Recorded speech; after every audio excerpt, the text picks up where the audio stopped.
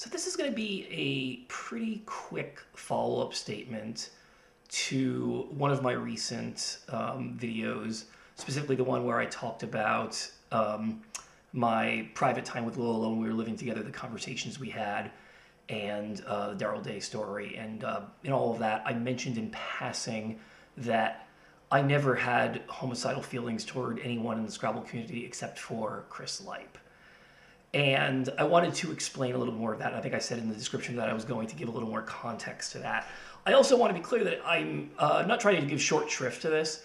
I actually think there's a very rich topic and a lot to be talked about here, but the reason I'm making such a quick statement about this is because I actually want to delve into a lot of these issues more in writing in a later blog post rather than in video form. But since I did promise that I was going to give a video statement, I just wanted to say something really quickly about that. And first of all, one thing to keep in mind here, I want people to keep in mind the chronology here. From 2017 is when the Clinchy started their madness and their whole campaign against me, and then eventually got all the Scrabble associations into it in 2022. And 2023, I was still keeping quiet about this stuff even as I brought stuff to court. It was only in late 2023 that I started even speaking up publicly and making other blog posts beyond the first two, and then in 2025 making all these YouTube posts.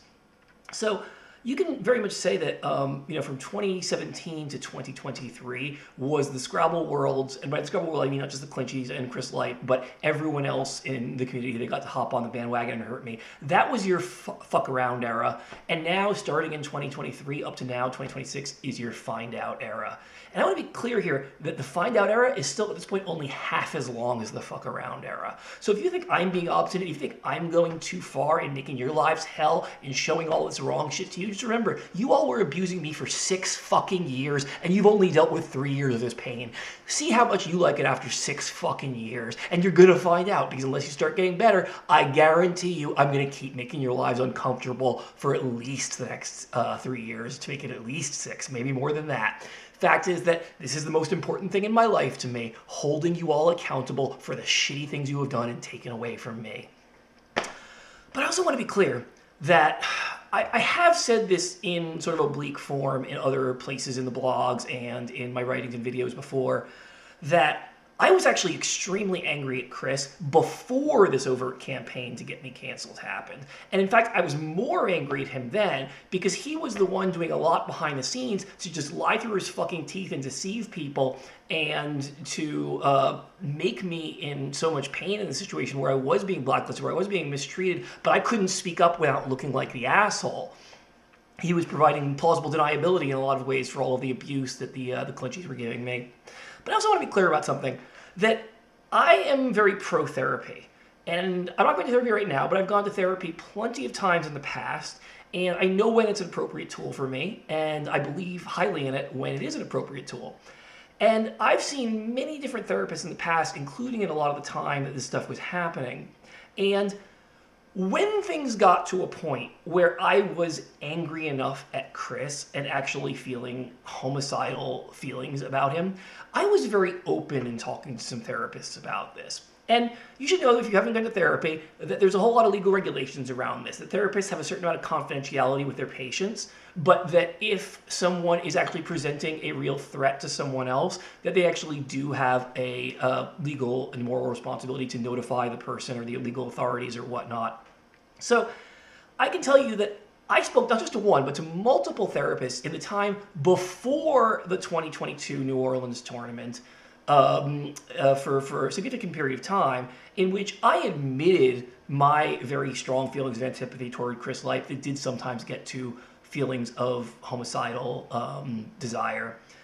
And I knew I was never going to act on these. I think I communicated it very well to my therapist, and my therapist believed me. None of my therapists ever felt they needed to communicate with the authorities as any sort of threat. Not only that, but the particular therapist I was seeing at the time, very shortly before I went to that 2022 New Orleans tournament, I was speaking to her literally in the weeks leading up to that event, and I had been very earnest with her about my feelings about Chris Lipe. And not only was she not feeling like a need to contact the authorities or anything, she encouraged me to go to the New Orleans tournament. She thought it was a good idea for my own psychological health, for my own well-being and all that, and knowing the whole situation and story, that I do go to that 2022 New Orleans tournament and play.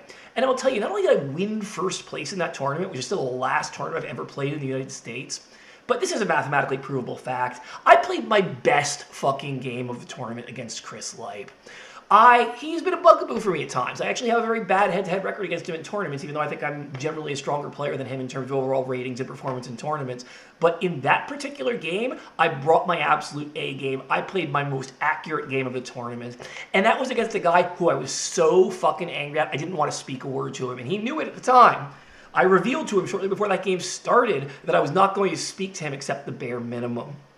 I wasn't going to do the Evans Clinchy cowardly thing of just refusing to talk and not, being man enough to say anything about it. So I communicated the idea to him, but I did it in such a way saying, like, that's it. You're not hearing from me ever again unless I really need to say something to you. No pleasantries, no, kindnesses like that.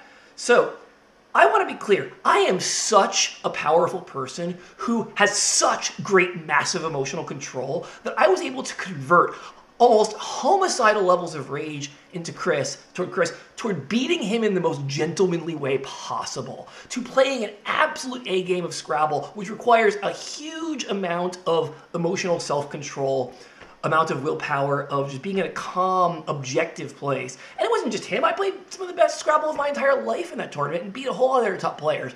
But the point is that what I did, the fact that my therapist encouraged me to go, and I played so well against the person I hate more than anyone else in the world, should show all of you what a fucking amazing Superman I am, how massively good my emotional control is, and how absolutely ass backwards your story is about trying to make me out to be a maniac. As I said before, Evans Clinchy's a lot more likely to snap than I am, and who knows, maybe Chris too, maybe some of the rest of you. I will keep bending you until you fucking break, because you know what? You are gonna snap before me, and I will fucking prove it to you, motherfuckers. And it actually reminds me of Bobby Fischer. There's a great appearance of his on the Dick Cavett show in the 1970s when he was the best chess player in the world, and Dick Cavett asked him what he sort of liked most about competing in chess.